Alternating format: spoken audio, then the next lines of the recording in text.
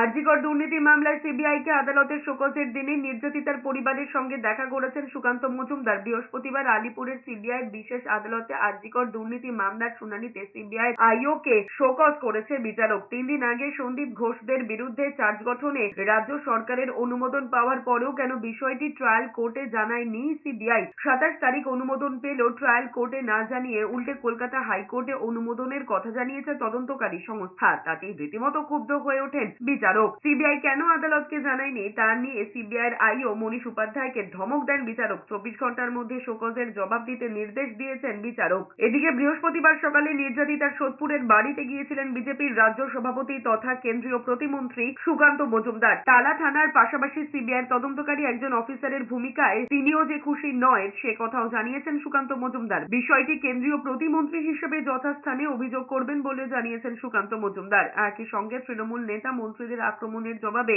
সুকান্ত মজুমদার স্থানীয় কাউন্সিলর এবং পানিহাটির তৃণমূল বিধায়কের ভূমিকা নিয়ে প্রশ্ন তুলেছেন। তৃণমূলের তরফে ভয় দেখানো হয়েছিল। আমরাও কিছু ভূমিকা নিয়ে, একজন দুজনের ভূমিকা নিয়ে আমরা খুশি নই বলেছি, ওনাকে জানিয়েছি। যেমন আপনারা অখুশি, আমরাও অখুশি।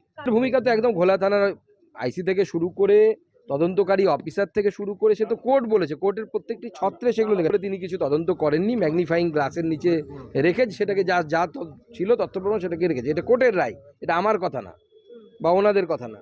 তো সেই বিষয়টাও আমাদের নজরে এসেছে, সেটা উপযুক্ত জায়গায় জানানোর আমি জানাবো। এখানে এই সঞ্জীব বাবু এবং তার সাথে এখানকার লোকাল যিনি এমএলএ সঞ্জীব মুখার্জি এবং লোকাল এমএলএ, এই দুজনের যে ভূমিকা করে, সঞ্জীব মুখার্জির ভূমিকা, যেহেতু উনি প্রতিবেশী, মেনে নিতে পারছে না, সে টাকা দেয়া থেকে শুরু করে সমস্ত কিছু।